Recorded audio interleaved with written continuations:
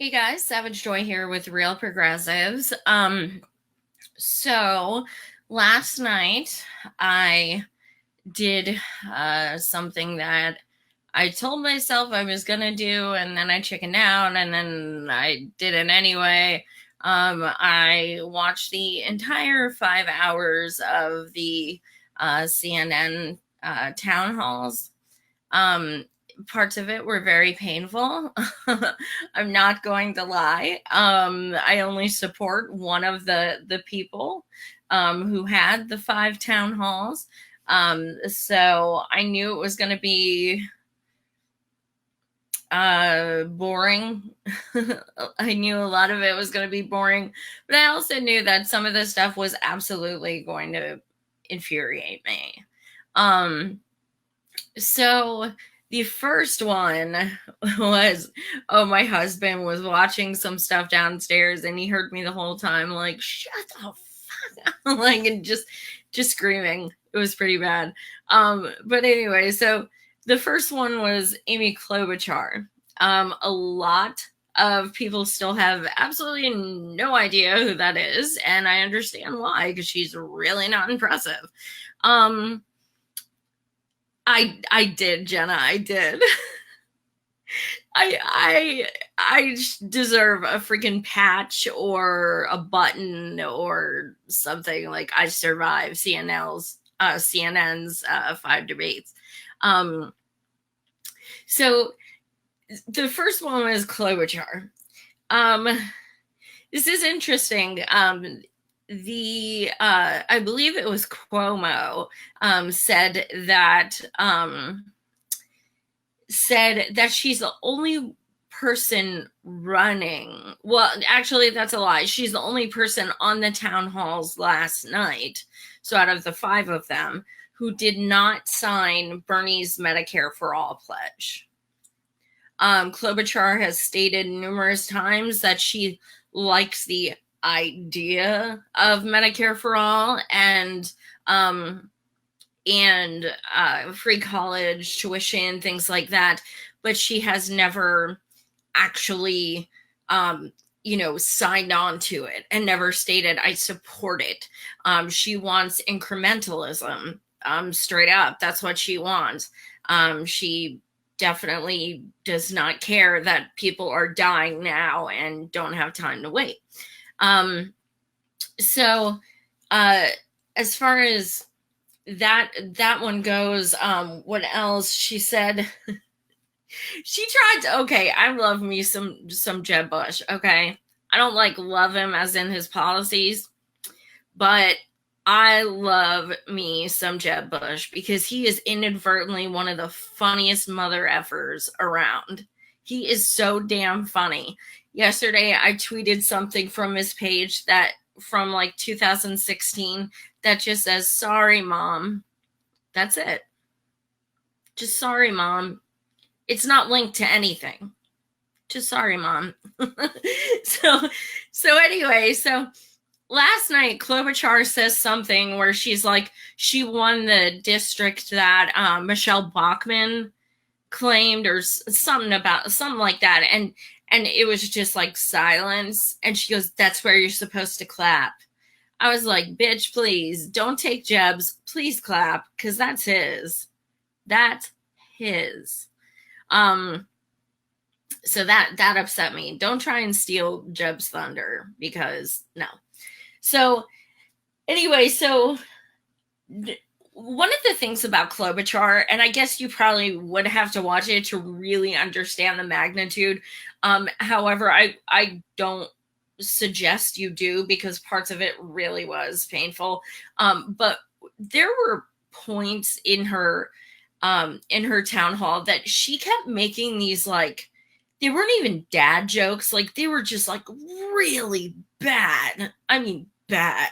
Like, even the dorkiest, corniest people in the world would not laugh at these. And it was just crickets over and over. And it was really uncomfortable to watch, even though I can't stand her. Like, I almost in a way started feeling a little bad because she was just so awful at it. So she, at one point, she said, she goes, you guys live in your parents' basements and it's not your fault. I was like, holy fuck, that bitch just called us basement dwellers. She's taking a page from Hillary. She legit just called us basement dwellers. And I was like, oh my God, like, you live in your parents' basement, but it's not your fault.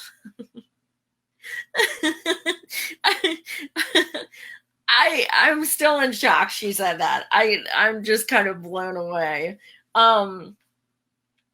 So and by the way, to anybody who didn't see it, they actually had the same audience for all five, and they were all kids from Harvard, all of them. So as you can imagine, some of them were very white and very privileged and just, I was like, I picture them wearing loafers. I mean, they were just very, prototype of Ivy League. And I was like, okay, this could be interesting. So the, let's see. Okay, so there was this one part where Cuomo asked Klobuchar, like, this is a presidential debate, but he brings up that Klobuchar had petitions to let the school cafeteria continue to serve frozen pizza at lunch. In 2010, she legit had petitions to say, don't take this frozen pizza away from these kids. She was in politics. She wasn't just a mom. She was actually in politics. And that's what she spent her time on. And, Cuomo was like, do you still think that was a good decision now? And she's like, well, I would have to listen to the food groups and stuff. And she was saying that they were counting the tomato sauce as a vegetable. Like, I'm not even kidding. This is what she was saying. So she wouldn't even give an answer if she would still support that, or if she's okay with them, being in lunches now. I mean, it was so bizarre. It was just weird. She oh, okay, so here's something that not a lot of people caught. You're right, tomato is a fruit. I actually knew that. I swear I freaking knew that. I swear I did. I promise. I get distracted with the comments and everything. But anyway, so I was watching her, and one of the things that just blew me away was she started talking about disabilities. And she, when she was like giving examples of how to, to help people with disabilities, she gave an example of some people need help on how to write a check.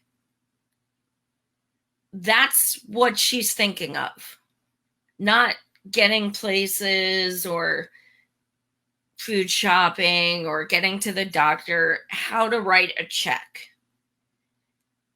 blows my mind.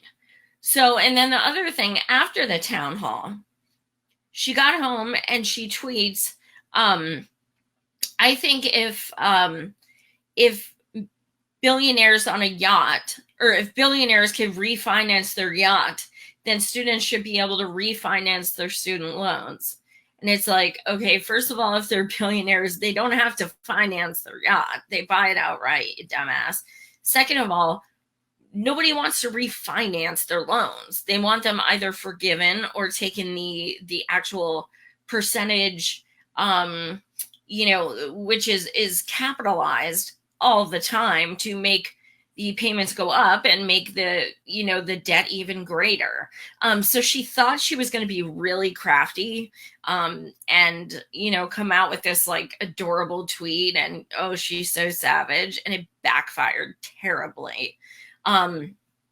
as most of her town hall did. It was really bad. And I really tried my best to be neutral with everyone. I really did. I'm like, okay, people call me a journalist. I can't just be biased with Bernie. I complain about Bernie. I have my issues with Bernie.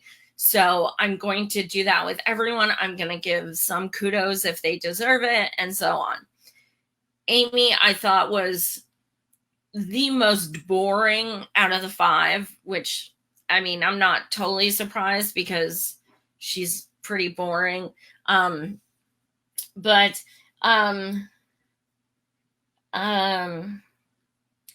let's see. Okay, so she answered a question, and then she said, all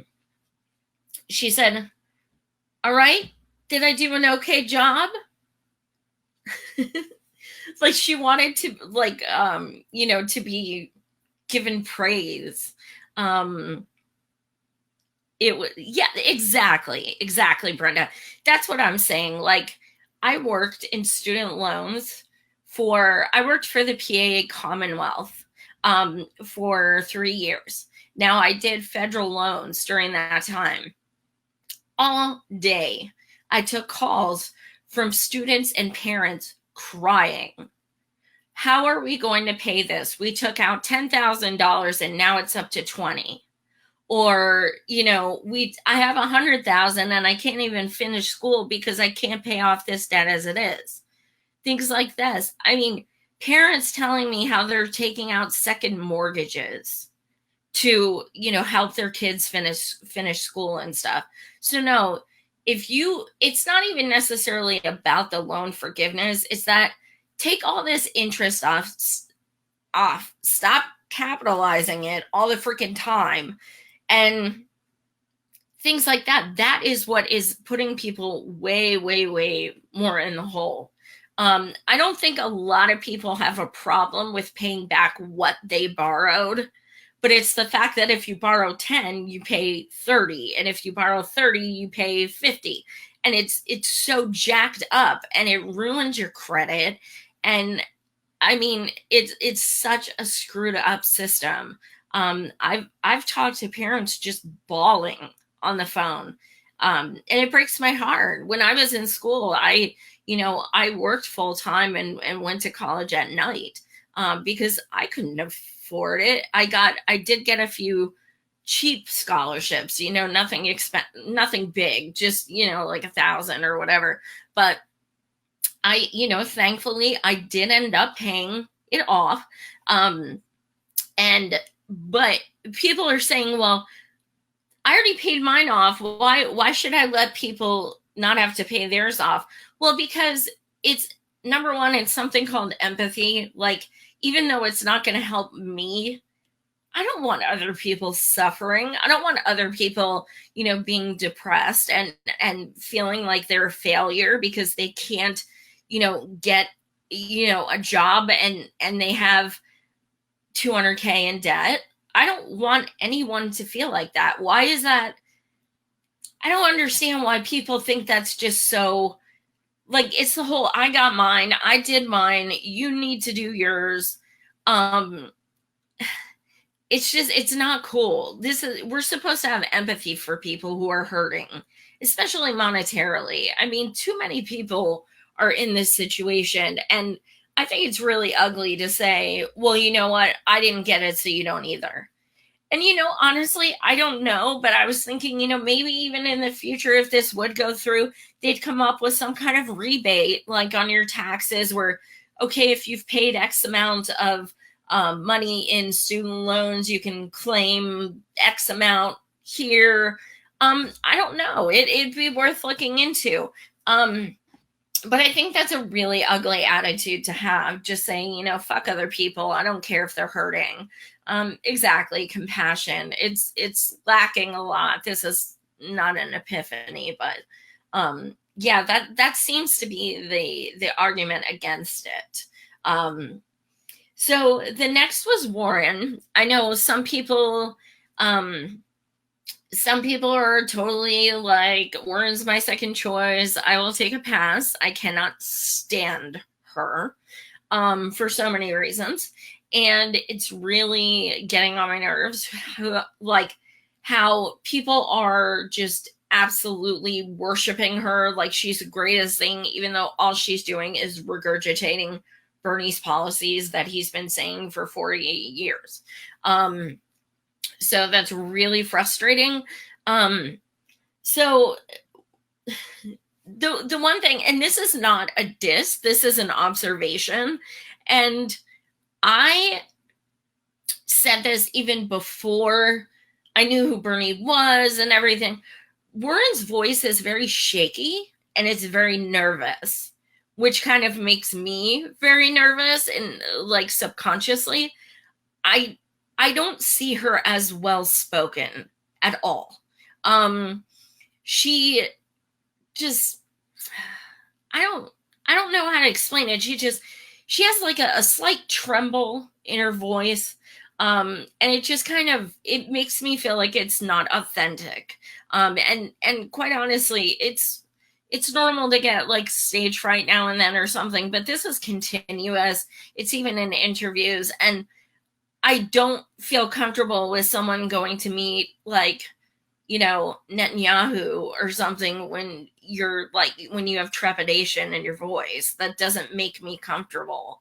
But anyway, so in 2012, which is not that far ago, she opposed marijuana legalization, including medical. Now, this is something that people also don't know. Elizabeth Warren was a Republican until her late 50s. I have a lot of issues with her. But yes, so she actually did not even support medical marijuana until 2012. That's not that long ago. That's unacceptable. Now, last night, unfortunately, Cuomo didn't catch it. But she did say something about, because somebody said, has your stance changed? And she said, yes, I support medical marijuana now. And she stuck the word medical in there. And unfortunately, the moderator didn't catch it. I really wanted him to be like, wait, only medical? But he didn't catch it. So that bummed me out, because the fact that she put that word medical in there, I mean, yeah, we need that, of course, but it should be all, which is what so many other, people running are running on. So that, I want clarification on that. I don't know if we'll ever get it. But that's something that stuck out to me, that she purposely stuck that word medical in there. Okay, one of the most disingenuous, disgusting things about Warren's hour was, she said when she first started getting into politics when she was younger, I think she said she was like in her 30s. Every time she would see a little girl, I would kneel down, tell her my name is Elizabeth, and girls run for office. Then we'd pinky swear on it, and I'd tell her to always remember. If I saw a woman walking down the street and kneeling down to talk to a little girl and saying, hi, my name is Elizabeth, girls run for office, pinky swear, this is the biggest bunch of bullshit I've ever heard in my life. Like, you really think that happened? I actually kind of think it's more pathetic if it did happen. That's just, I don't even know. That's just so pathetic and weird. And it just sounds like one of her feel-good stories she makes up. That one just kind of made me cringe. Yeah, I'm sure it wasn't a poor kid. You're right, Jenna. That could have rubbed off. Exactly, Steve. I mean, I agree. I mean, this is, unfortunately, marijuana, it goes state by state, which sucks. And not only should it be, I mean, I'll be straight up, I don't use it, but I'm full legalization, and I have been for years, because I've interviewed people with PTSD and who would not be alive if they didn't smoke it, or people with such severe anxiety who wouldn't be able to live and leave the house, and things like that. So absolutely legalize it. Furthermore, let's expunge records from, you're in jail for like, a $5 bag of weed, and you have that on your record. No, expunge that shit. Take that off. Let them get a job. Let them go on with their life. It's pathetic. Lady, if you don't care for any person on our full progressive list, then take a hike. Lots of people cringe. Oh, wait, this is a good one. She's telling me on my own show to take a hike. This is good. Lots of people change their likes and dislikes. Get over it, Daisy May. You have used the word disgusting about 20 times. Stop it, you're pathetic. Aw, thanks, Ruth. You're awesome. You're awesome. Can I come on your show and we can have a discussion? It sounds like you'd be really, really fun at parties. So, yeah, actually, I'll say disgusting once more. Your attitude is disgusting, so you can just head out. Thanks. I don't know who Daisy May is, but I'm not her. Peace. And by the way, there's only 2 progressives running, not a full board. It's called Bernie and Tulsi. I don't know what you think progressive means, but it's not anyone else. So maybe you should actually, if they take corporate money, they're not progressive. If they don't support Medicare for all, they're not progressive. If they don't support college tuition, they're not progressive. If they don't support the Green New Deal, they're not progressive. These are things that are basic. You are not progressive if you don't subscribe to those things. That just cut down a hell of a lot of people. So be gone. So anyway, let me see what else Warren said.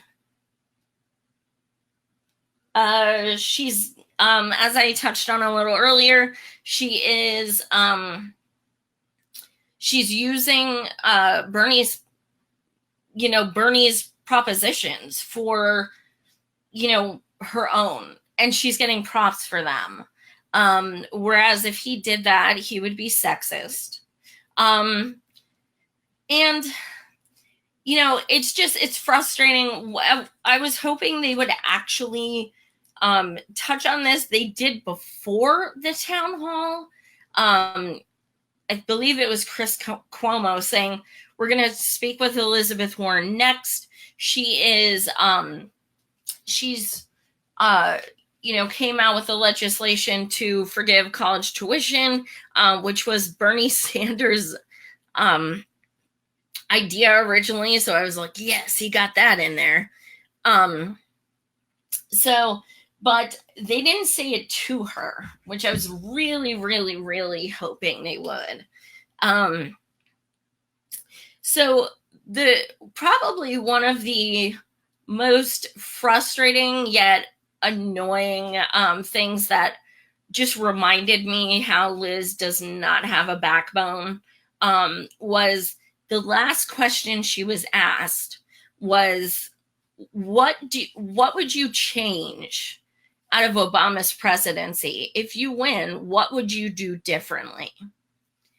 And she said, well, I'm going to take this in a different direction. And everyone just kind of sighed. And she said, well, hear me out. And then she said, I supported him so much when he went in And he stood up to so and so, and he did it so strongly. She gave him a compliment. She didn't say what he could have done better, what she would have done differently. She literally complimented him. If you cannot come up with one negative thing about a president who was in office for 8 years, that's a problem, because to me that means that you don't have the guts to to stand up and say, this guy is so beloved that I can't criticize him.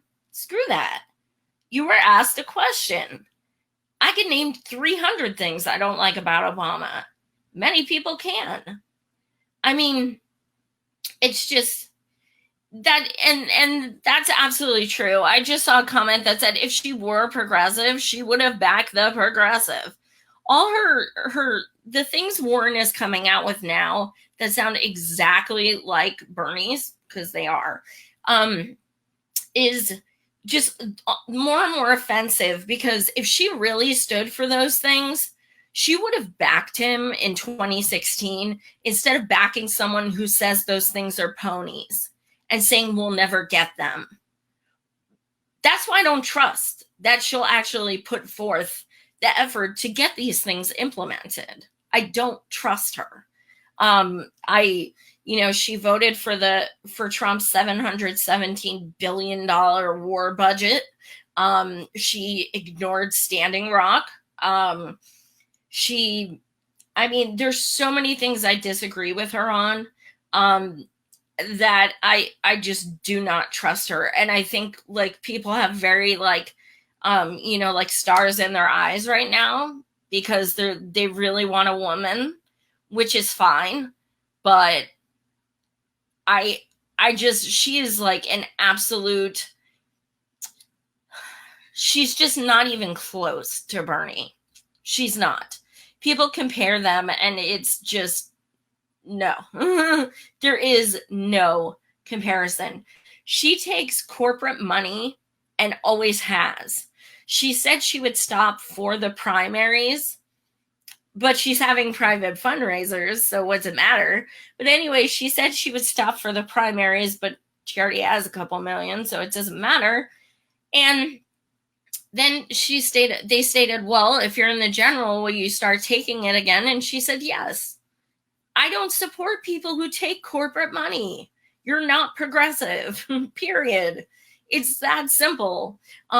If you want to vote for her, cool, that's fine. I couldn't care less. That's your right. I'll never tell anyone who to vote for. But I have qualms when people use the word progressive for people who vote for huge war budgets and ignore human travesties like Standing Rock and, side with the, the epitome of Wall Street Madam, and, things like that. No, that's not progressive. It's not. Progressive means you want progress. There is no progress in her behavior these past few years. There's not. So anyway, excuse me. So third one was Bernie. So it made me excited because when he came out, like when they introduced him, absolutely the most cheers. But it wasn't easy. That I was kind of like, okay, that's not necessarily meaning it's going to go well. And it didn't. I mean, of course, as always, they gave people questions ahead of time and stuff like that, but usually just rolls with it. I mean, we know that's going to happen. I mean, it's been happening for 4 years. It's not going to change. And I think that's a test of if you can be a good president is, can you respond to anything thrown your way? And I think he's proven he can. I might not always agree with the way he answers or the things he says, but he doesn't get frazzled. And I think that's so important. He he is stern, he's strong, and he's stubborn as hell. And I like that. So, one of the things that I really, really, really loved, I know some of you guys aren't going to agree with me, and that's totally cool. One of the things I was very excited about was he shares my feeling on the whole Trump impeachment. We're both okay with it, but we fear that people being so obsessed with it is losing focus on our need for healthcare and free college and, all the people dying on the street. And, the impeachment is absolutely 100% out of we the people's hands. We cannot do anything about it. We can't. Yeah, we can say we want it. Doesn't matter. It doesn't matter. We have no say in whether it happens or not. Now, so focusing on that totally, as a lot of people are, it's just their whole pages is like Mueller and Trump and blah, blah, blah. Okay, that's fine, but can we focus on the election? This is an absolute distraction. We have 1.5 years to the election, which is not a lot of time. It sounds like a lot. It's not. There are 20 people running. They're already starting debates in less than 2 months. We got to get our shit together. And, we've been hearing about this Trump impeachment since November 9th, 2016. That's how long this has been going on. Since before he even took office, people have been saying that they're going to find something to impeach him on. It has not happened yet. And it's been 3 years. So we need to focus on something that we can deal with and that we can do to help humanity rather than get distracted by shiny objects, which we have no control over. And let's just say this, okay, so let's say they go for impeachment. Okay, so you're talking, I still think, honestly, that people think impeachment means they just cops swarm in, arrest him, and then it's done. He's no longer president. And, yes, I understand it was a different situation, but we had an impeachment in our lifetime. And what it was a long ass trial dragged out. And he ended up serving every day of his 8 years anyway. As I said, I know it's a different situation. It's different circumstances, things like that. However, there is no guarantee impeachment will happen, that it'll be effective, that, there's no guarantee of any of this. This is all just an obsession about something that may or may not even happen. So I feel like it is just such a waste. And honestly, let's say they do say, okay, let's impeach him. You really think with a Republican-controlled Senate, this will pass? Seriously?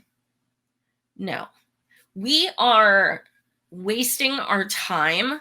Furthermore, honestly, the thing I fear, let's say he did get impeached. If Pence stepped up, well, first of all, Pence terrifies me and all of my gay friends. If Pence steps up, I really fear he is going to be even harder to beat than Trump, because Trump has such a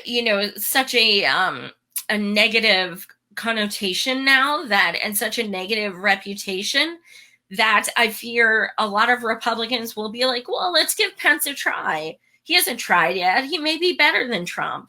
And then we're fucked. We are absolutely fucked. And that's what I think honestly may happen. So I think, and then the other thing I thought of, okay, so how about this? How about, and I know people are going to be like, that's never going to happen. That's never going to happen. But we just went through, Mueller's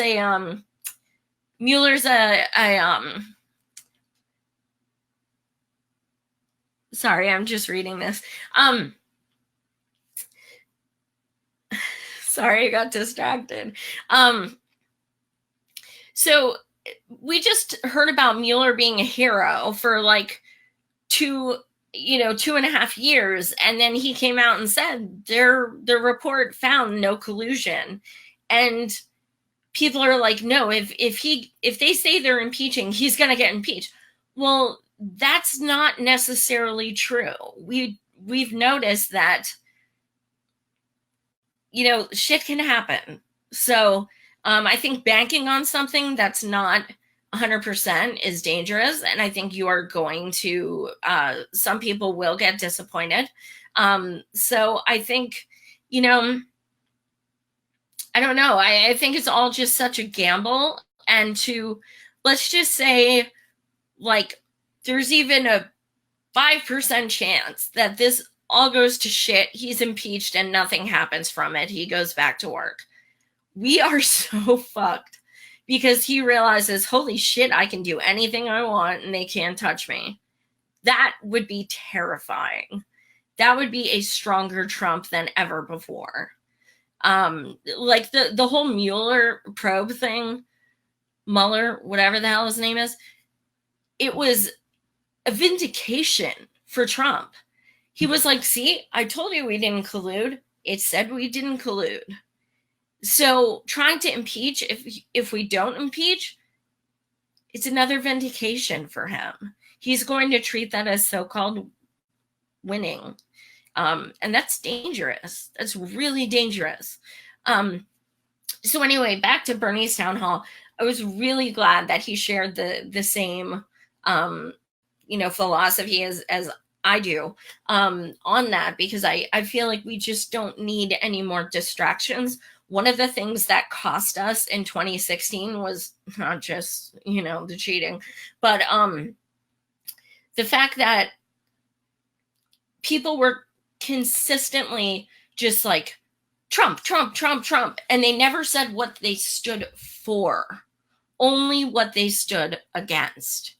And if the Dems want to succeed, they cannot do that. We want to know what you stand for. Other than that, if all you say is I'm not Trump, like, that's not good enough. It's not going to bring people out. That's why 90 million people stayed home last time. Not good enough. You better bring something to the table. People are hurting. If you can't say you believe in, everyone having healthcare and jobs and stuff like that, then you don't deserve to be elected. It's that simple. And also something that fears me, that I fear is, we went through all this shit with Trump for 3 years. Now, something that's terrifying is going through all this for nothing. Because guess what happens? We elect a centrist, and all of this happened for nothing. Because Hillary would have been, Republican light, and, just would have fucked shit up so bad, but no one would have cared. And at least this woke some people up. Well, if we go back to, neolib and centrists and stuff, all of this happened for nothing. Like, Trump is what was supposed to get us, holy shit, we need a progressive. And some people are still just so damn comfortable with the status quo and with, only thinking of themselves. And that's terrifying. So unfortunately, I guess it's our job as progressives to just, just keep trying to explain to people that, we need to think about others, not just ourselves. And there are people who are hurting. And under this, this nominee, they wouldn't be able to get the care they need or things like that. That's how we have to try to appeal to people. Then let me see, what else did Bernie do? So he was asked, Cuomo asked Bernie, what did you change since 2016 that you realized you had to do differently, that you're more aware of now? And Bernie gave pretty much the best answer he could. He said, I focus more now on foreign policy. And that was one of his biggest criticisms last time was, dude, you got to get better on foreign policy. You have to. And I think it was difficult for him because he's in Vermont. You know, he's never had to like really like delve in. I mean, he's done some great things, like, you know, the bill to end the war in Yemen. He voted against the Iraq war. He's the only person to vote against Trump's $717 billion war budget all 3 times. So I think, you know, I was just very proud of that because I know that really was one of his biggest criticisms. So I think it's amazing that he listened, and he's paying more attention to that. So that's exciting. He called Netanyahu a racist and said that the Americans need to pay more attention to Palestinians, which it was so awesome to hear. I'm interviewing a gentleman from Palestine next week. And as you guys know, you know, the Israel talk has been especially rampant lately. And, you know, I can show you pictures of Netanyahu with Elizabeth Warren, Cory Booker, Kamala Harris, Gillibrand. They all have pictures with Netanyahu. Guess who doesn't? Bernie. Because when he was asked to join them for a speech, he said no. And what he did was he went to Utah on the time it was supposed to be, the date and time, and he gave a speech about a 2-state solution, what we can do to help with peace in Palestine. That's what he did instead. So I really appreciate that, especially because he did spend months in Israel as a kid, as a Jewish child. But the fact that he acknowledges Palestine and says, you know, that Netanyahu's a racist, and because the other ones won't say that, and he was just indicted, and he won an election. How? But yet no one else is condemning him, which is just really messed up, because it's all about the Benjamins. Take that, Trump. So, and then the last thing that was great is the thing that everyone is talking about. If you guys have Twitter, it is just blowing up. So there was this girl on the town hall. She goes to Harvard. She stated that her parents, I believe she said, you know, Cheryl, that's a very good question. I don't know, because I know she used to be a very strong supporter. This is Tulsi I'm referring to, you guys. I don't know what her stance is now. She has changed some things since 2015, but she has a past of supporting. So we'll have to see if she, you know, talks about it further. But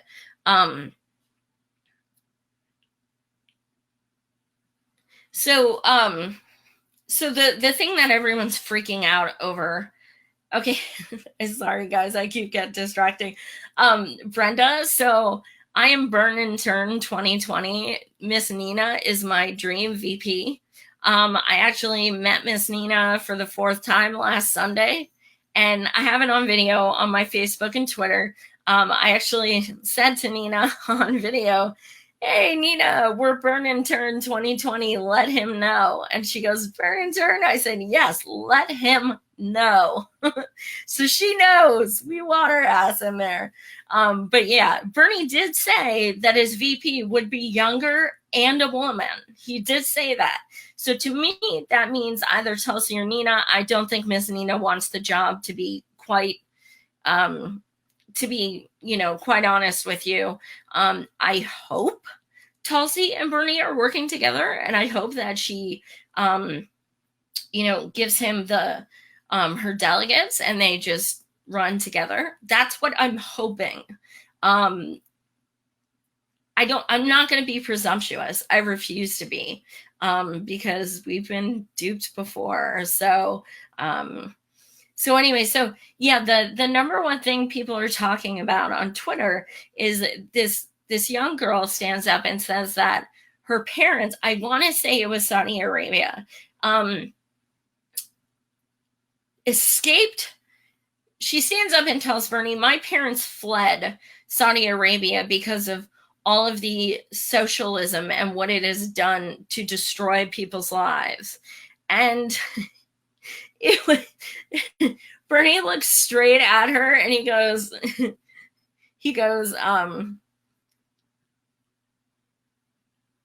wait, where is it? Are you saying I support authoritarian communism? It was kind of amazing. And her face was just like so proud when she asked it. And the fact is, if you go to Harvard and you don't know the difference between communism, authoritarianism, socialism, things like that, I find that hard to believe. That was supposed to be a gotcha question. So anyway, so they found out that she's vice president of a club called the Harvard Centrist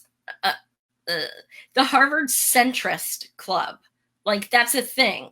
There's a club for centrists, and they believe that that some people are going too far left. So this girl is getting fucking destroyed on Twitter. I mean, destroyed. So anyway, still, I say this every freaking town hall. Why do you give your real full name? You dummies. If I ever go on a town hall, I will not give my full, well, never mind, because people know me because I have a show. But you shouldn't give your full name. I was howling. I know, Sean. I was dying. She had this smug look, like, afterwards, like, oh my God, I'm the queen. I'm so amazing. So anyway, so people Googled her info, and it turns out that she is actually from Silicon Valley, lives in a mansion, $9 million mansion. So they fled socialism to become millionaires. Sounds right. I feel for her.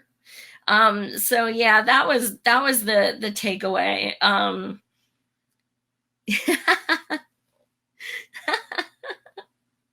You guys are awesome. Yeah, so that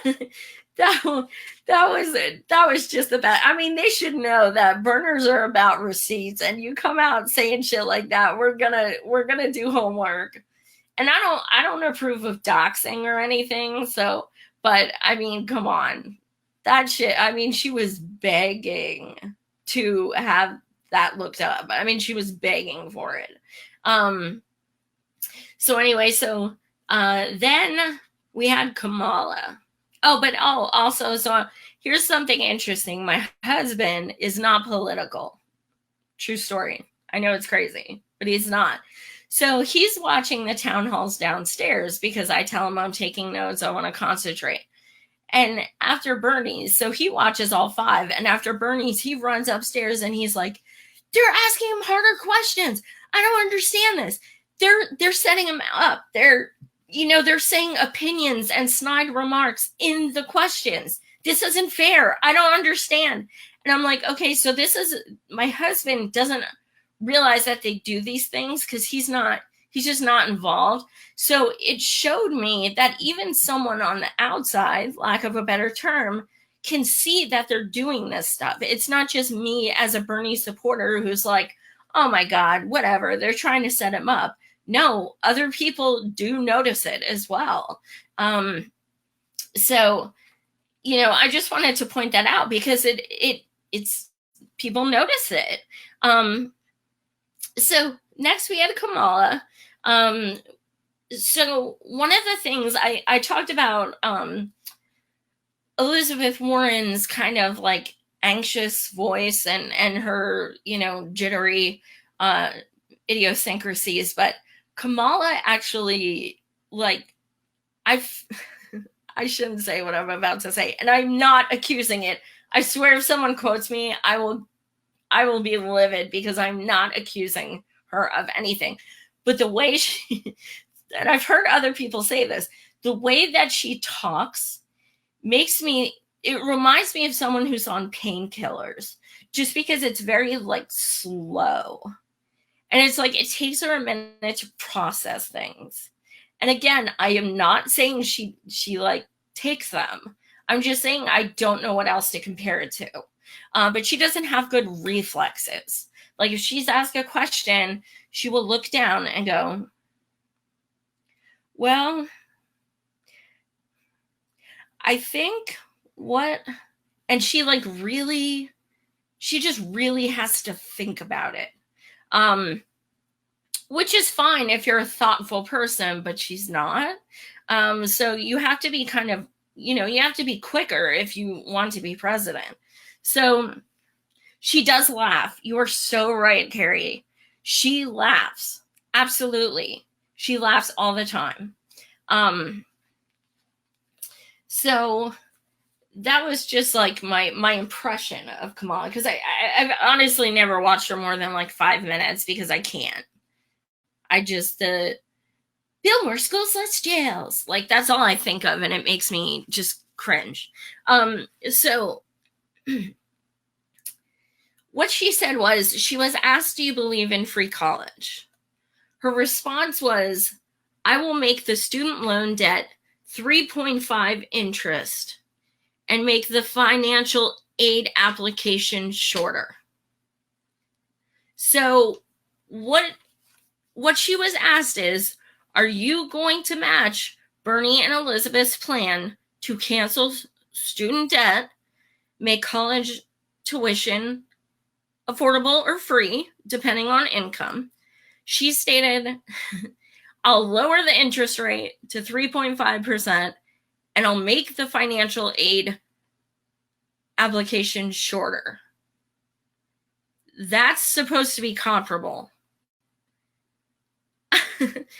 I don't even know where, like, are they even trying at this point? Like, are they trying? Yeah, Cindy, she did kind of sound like she was gonna cry a few times. I'm not kidding. My husband said that too. He's like, is she gonna cry?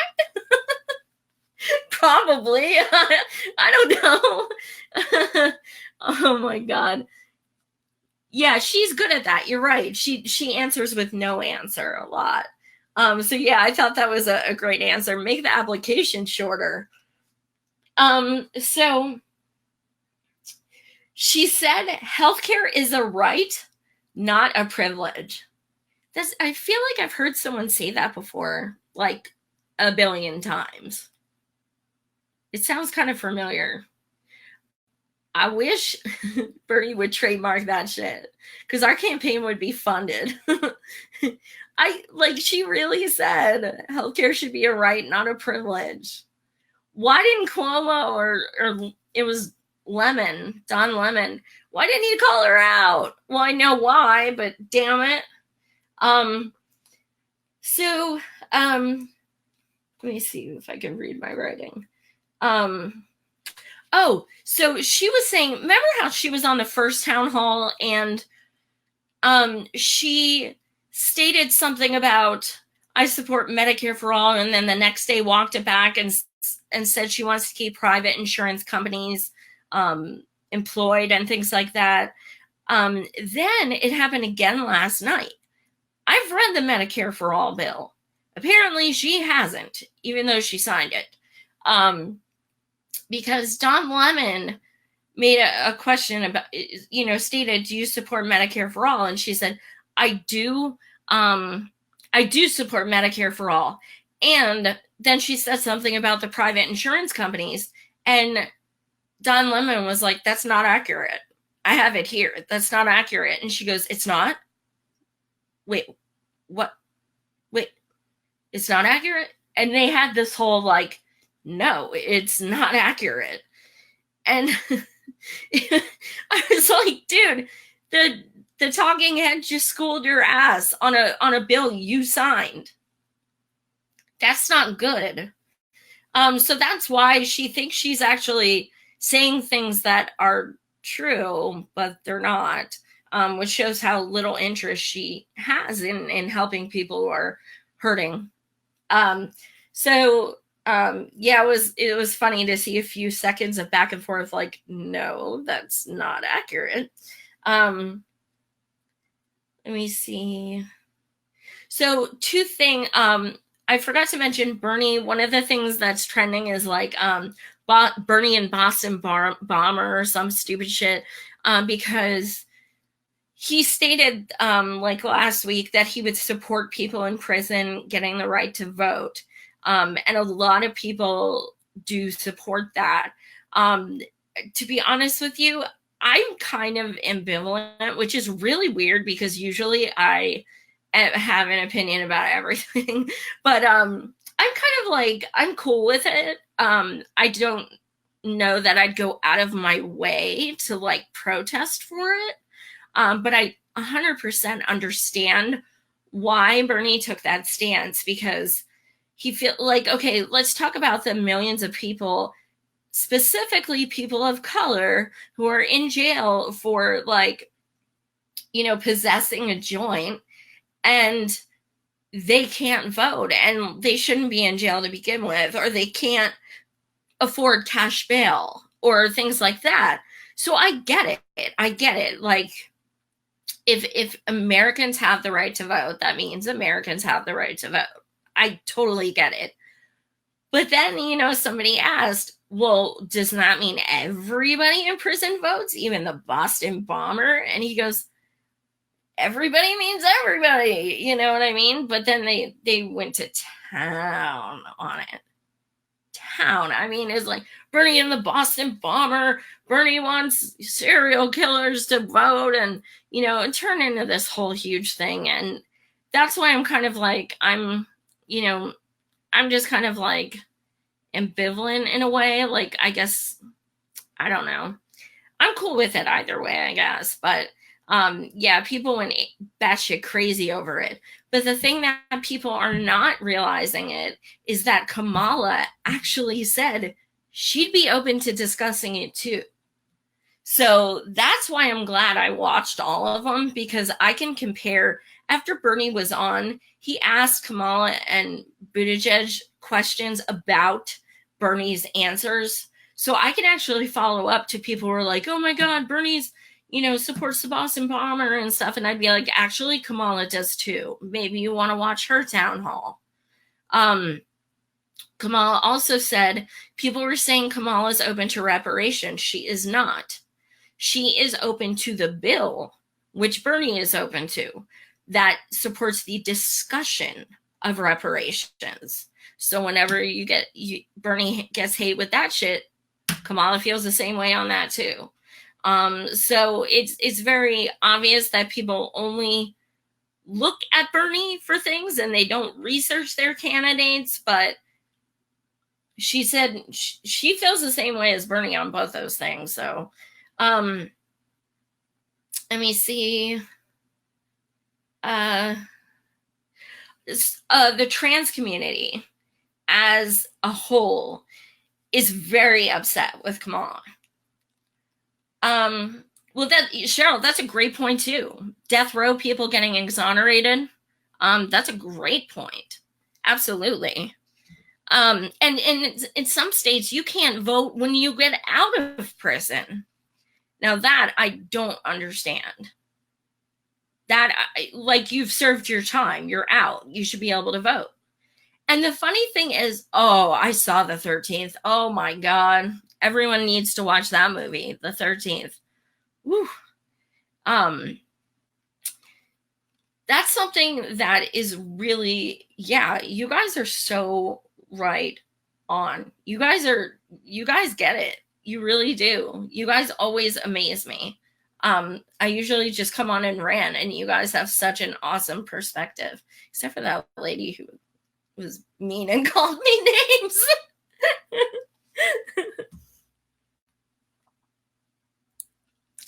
So the other thing about Kamala, people in the trans community were tweeting about her today because she said, yes, you are, Carrie. She stated that she called trans women trans men. And I noticed it, but I'm not part of the trans community. So I just kind of wanted to watch it back and see if I wasn't like, I didn't want to say it was wrong because I wanted to like have people in the trans community like have their opinion on it. So that was apparently, as my gut told me, not okay. And then she also, I don't know if you guys have heard the gay panic defense. You know, like you find someone's gay and you panic and you do something and then you feel like you're justified. Well, she was using that as a correlation to trans hate, which I don't think she understands that like gay is different than trans. I'm not sure, but the whole thing was just a big old clusterfuck. The clip of the video is on my page with a really great thread from a trans woman who just breaks it all down. So I think that she needs to, you know, I understand if people, you know, it's new to them and things like that. But I think if you're an elected official, I feel like you should be more in tune to understanding, you know, and she should probably meet with like the LGBTQ community.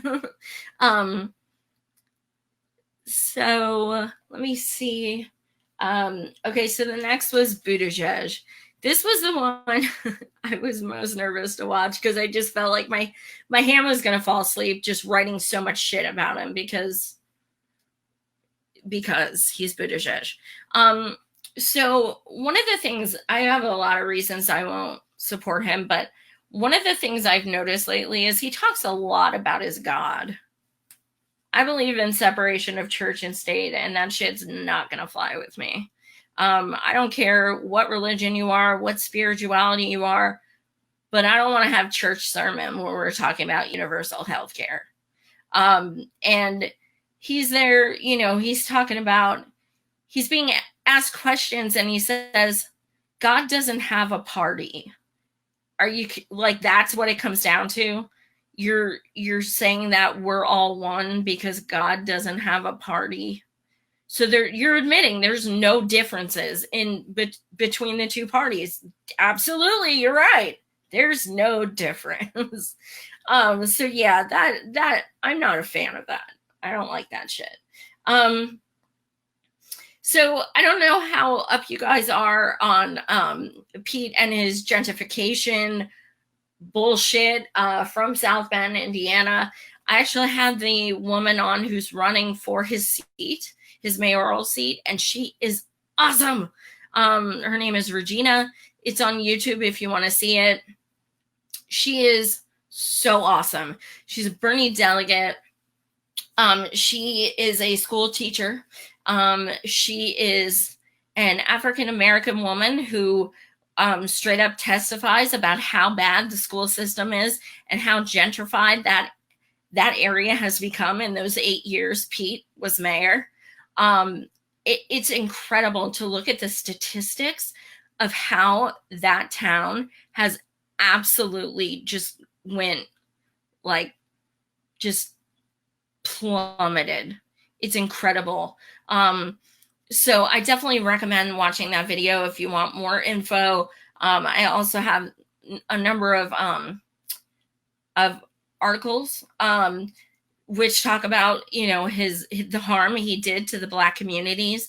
An article came out yesterday where a Black gentleman was asked, you know, his thoughts on it, and he said, "I've never even seen him." So that's your mayor for 8 years, and you've never seen him. That's a problem.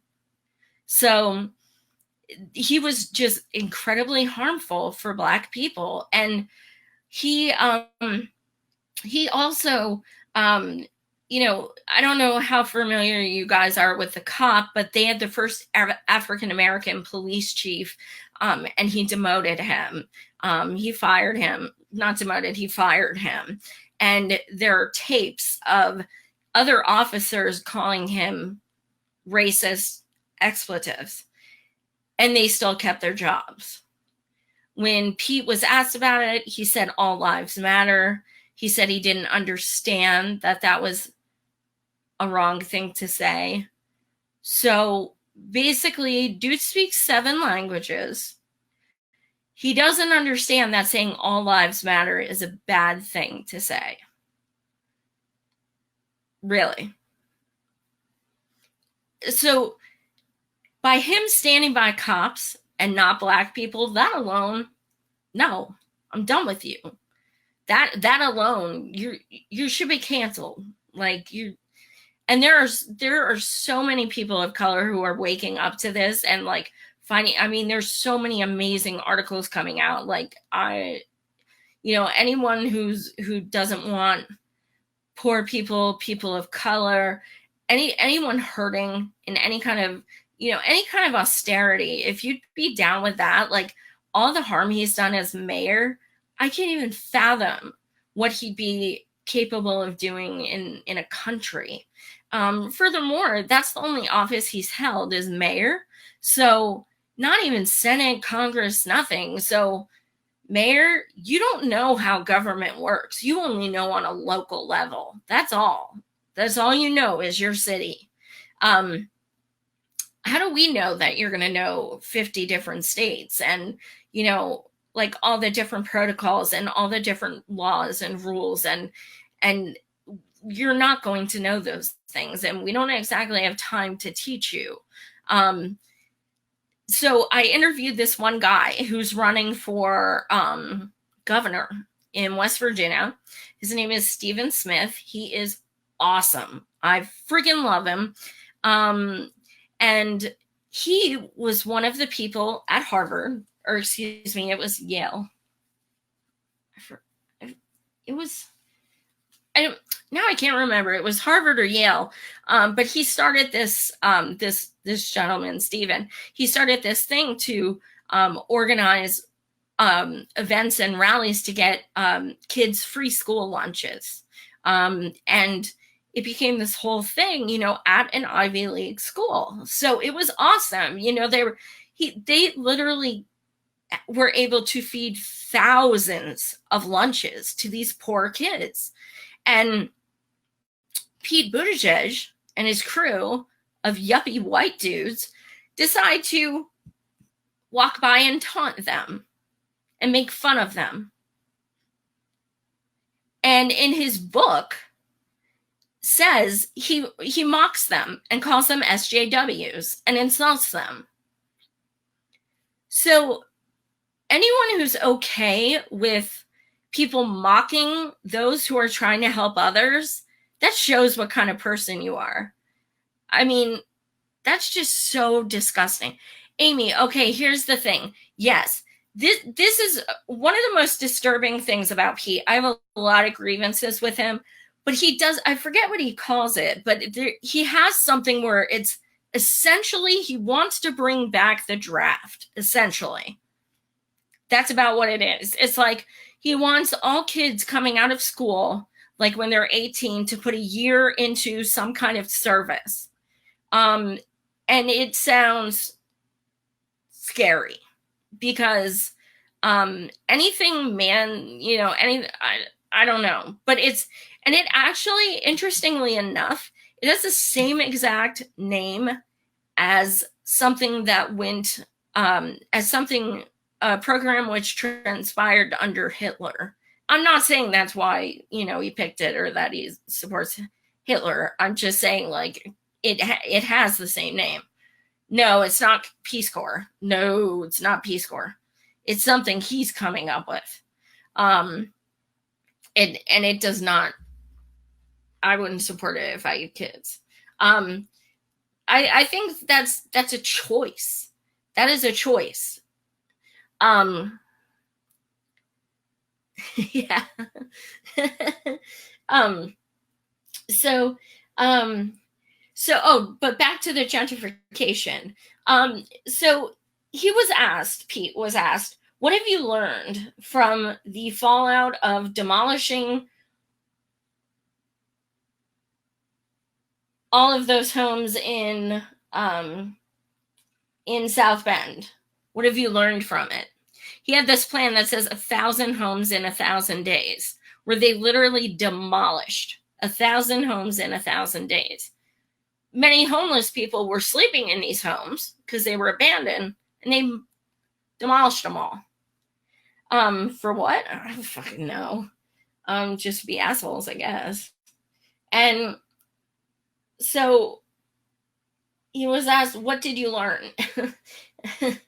Pete's answer, what we learned the most was the value of communication.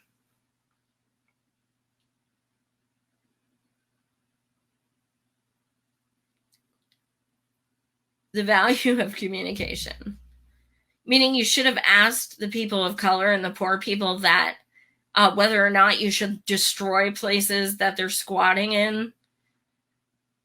It's incredible. Like, you couldn't even say, you know what, we could have done things differently, and I didn't understand the ramifications were going to be so horrendous.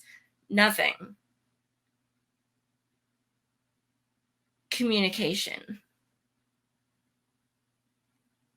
I mean, like, and people are propping this dude up just because he's young and white. Yeah, well, I just still don't give a shit about identity politics.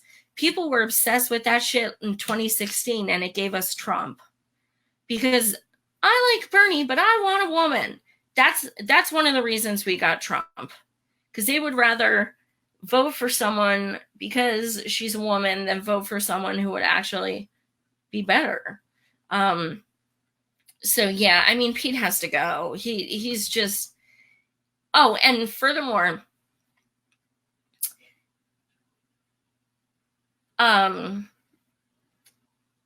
yeah, you guys are right. Furthermore, Pete Buttigieg is a huge supporter of Israel. He actually has praised them many times on, like, remember when they killed like 40 people, 40 protesters the one day? He actually went on the news and praised Israel and said they were doing a great job. He completely disrespected the Palestinian people when he gave that discussion as well, specifically named the Palestinian people. It was so gross. I mean, just so gross. So as far as war and things like that, Pete scares me the most. He has made some really gross Twitter posts before he started running about, I didn't serve in the military, so I could come home here and have my people blown away, or something like that. And the way it was worded was absolutely 100% implying that he doesn't care about the brown lives that he's taken. It's all about people should be ashamed they're taking white lives over here. It was just, he terrifies me for the safety of our country. He's a warmonger without having experience of being a warmonger, if that makes sense. Like, I just feel like he's like Obama got us into 7 countries, and he'll want to like be like, I can now do that and put us in 8 more. And I just don't trust him. He's terrifying. So okay, so Pete still did not have a policy page up on the town hall last night, and Don Lemon said to him, why don't you have any policies on your page? And he said, well, here's the thing. I think we all need to talk about what people need to get to know us about, our personalities and, what we hope for and things like that. It's not necessarily, people talk about platforms a lot and what kind of laws they want to pass. But I mean, at this point, I feel like it's more getting to know the candidates as people. This is not a dating contest. Like, it's not a freaking dating show. I don't care what your personality is. I support a dude who's grumpy as hell, but he wants to give me universal health care, so I don't care. Like, I mean, he literally said people talk about policy too much. It's a fucking candidate. It's a presidential campaign. What are we supposed to talk about? I mean, so anyway, someone sends me this screenshot today of Pete's website, and it has color schemes on it. Like actual color schemes, like when you go to the paint store and it has like color swatches, that's on his page. And it has like the names of the colors. I think he's seriously talking about the colors he wants in the White House. I'm not kidding you. Like, I'm serious. You guys have to see this shit. I put screenshots on Twitter. I cannot believe it. There's like 5 color choices and it has the names. Like, is this just like your new place to live and like pick out my colors? I'm just blown away. Like a color scheme. And people in the comments are actually like, I think we should go with blah, blah, blah. Actually, this one. And, you know, there are so many people of color in the comments like, oh, that's how you do gentrification and stuff like that. I mean, it's incredible. Absolutely incredible. So yeah, I know, Bernie needs to be grumpy. Dude, if you're not grumpy, you're not paying attention.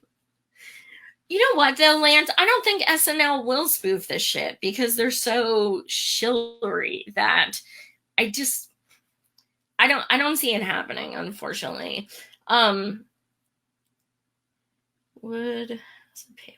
Oh, so Elizabeth Warren, someone sent me a screenshot of this last night on Twitter. Elizabeth Warren has a paywall on her candidate page. I'm going to assume this might not be on purpose, you know, but she literally has a paywall.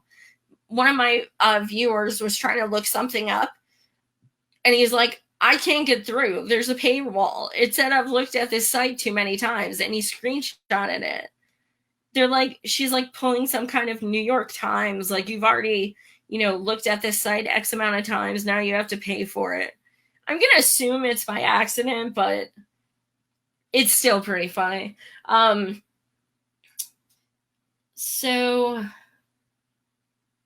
Okay, so just 2 last things I want to touch on. Number 1, I think there's a really, it speaks volumes that the Fox News town hall audience was 1,000,000 times nicer to Bernie than the so-called Democrat town hall. I think that says, you know, that speaks volumes. They are not fighting Trump. They're fighting us. They're terrified of us. And it shows more and more and more. Bernie has been ahead in every single poll for 3 weeks straight. Now, disgusting, gross, repugnant, egregious, abhorrent Biden is entering Thursday. And people still support that pig. I have no idea why. I can only think it's Obama nostalgia. That's the only thing I can think of. I think personally, and I want to hear your thoughts. Personally, I think I'm most scared of Biden as far as who will be like the chosen one, so to speak. I think Biden is still gonna really get a following. He certainly shouldn't, but I think he will, which is terrifying, because centrists and neolibs can get mad at me all they want. I am not voting for that fucker. I don't care. There is no way in hell I will ever vote for Biden. ever. Like, never. He will lose to Trump. Biden, if they want Biden, they are stupid, because he will absolutely lose.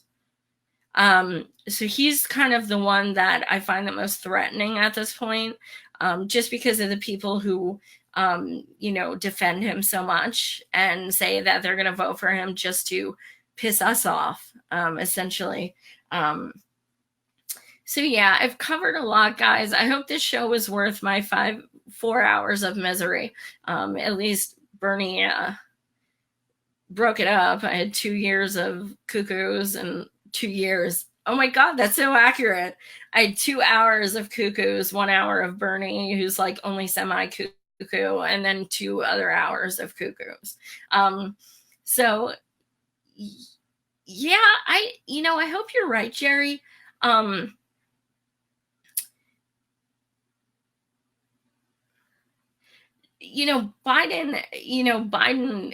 I think I have more dirt on Biden than anyone. And I've never stopped using it because I knew he was going to run, because he's just a glutton for punishment, I guess. So yeah, that worries me. Thank you guys. You guys are so awesome. Thank you so much. Thank you guys for watching. As I said, I have a gentleman from Palestine who's going to join me next week. I will get the time and date promoted for sure. If you haven't seen it, I interviewed Lee Camp a couple days ago, Friday. Yeah, so I interviewed Lee Camp Friday. It's up on YouTube. I was on Ron Placone's show yesterday. That's on YouTube. So I'm sure I'll be back the day Biden announces on Thursday, flipping my shit. So thank you guys so much for watching. Much love.